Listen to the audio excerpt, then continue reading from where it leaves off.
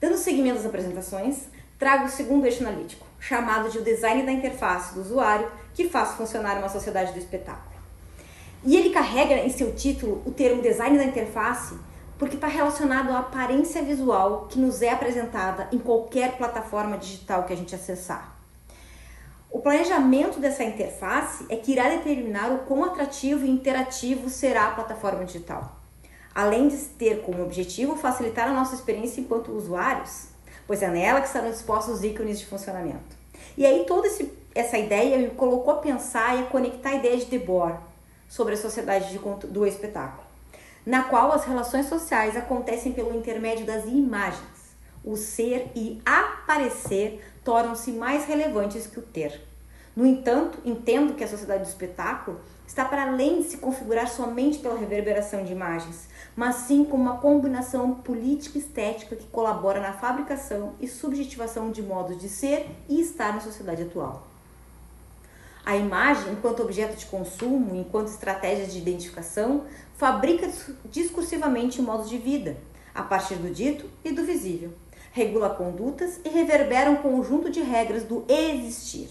Nesse sentido, o funcionamento da sociedade do espetáculo pode ser compreendido como um coautor da governamentalidade neoliberal, pois proporciona subjetividades em que a performance e a autoexposição não apenas são valorizadas, mas necessárias para que os sujeitos se insiram aos grupos sociais.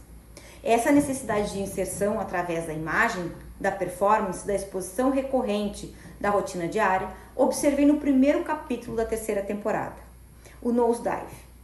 Nesse episódio, funciona um aplicativo chamado Hate Me, o qual tem grandes semelhanças a um aplicativo de grande reverberação em nossa sociedade chamado de Instagram. No entanto, o Hate Me possibilita que os sujeitos avaliem uns aos outros, através de uma classificação que pode variar de 0 a 5 estrelas. E todas essas avaliações são fundamentadas em suas interações sociais e seus modos de ser. E ela irá demarcar, a partir de um score, naquele ciclo social, todas as oportunidades disponíveis para aqueles sujeitos. Como o cargo ocupado dentro de uma empresa, dependendo da posição, da classificação do sujeito, se poderá circular em determinados ambientes ou não, se poderá alocar alguma casa ou não, e entre outras questões que são avaliadas a partir desse score. Outro episódio relevante para mim também foi o Smith Rings, pois suas fabricações discursivas giram em torno de um sequestro do funcionário da empresa de rede social Smith Rings, com a finalidade de chamar a atenção do empresário-chefe de tal plataforma. Além disso, enquanto o sequestro acontece, os sujeitos passam pelo local de onde encontra-se o sequestro acontecendo e aproximam-se na intenção de colocar em circulação em suas redes sociais as melhores imagens e informações sobre a situação que está acontecendo. Todos em busca de muitos likes, muitos seguidores e visibilidade nas redes sociais. E segundo Debord, o espetáculo é a outra face do dinheiro, o equivalente geral abstrato de todas as mercadorias.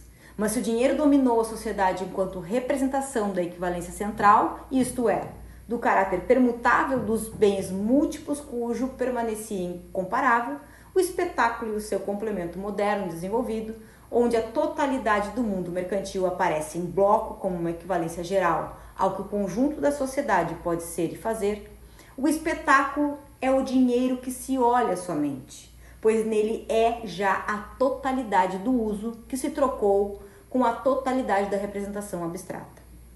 E eu interligo esse entendimento de sociedade do espetáculo ao episódio Nosedive, devido ao fato de que, no contexto social descrito nele, a avaliação do aplicativo é equivalente a uma moeda de troca. É o que delimita a posição social daquele sujeito. E dentro dessa ideia, eu trago as contribuições de Deleuze ao discorrer que estamos inseridos em uma transição das sociedades disciplinares para as sociedades de controle. Ou seja, enquanto as estratégias disciplinares funcionavam a partir das estruturas fechadas e segmentadas, conforme as descritas por Foucault, como é o caso das escolas, fábricas, hospitais, entre outros, o controle atua sobre os corpos dos sujeitos de forma contínua, difusa e moduladora. No controle, no que tange os modos de condução do sujeito, o espetáculo atua como um fio condutor para a fabricação de discursos tomados por verdadeiros, pois transforma o visível em norma, o exibido em padrão e a exposição constante em condição de pertencimento. corroborando para que os sujeitos sejam governados a partir da circulação de discursos, informações, imagens, entre outros, que os convocam a performar, administrar e agenciar a própria existência. Com isso, proponho aqui pensar o espetáculo enquanto estratégia política que funciona ativamente na fabricação neoliberal de subjetividades, atuando de modo a articular visibilidade, controle e autoempreendimento.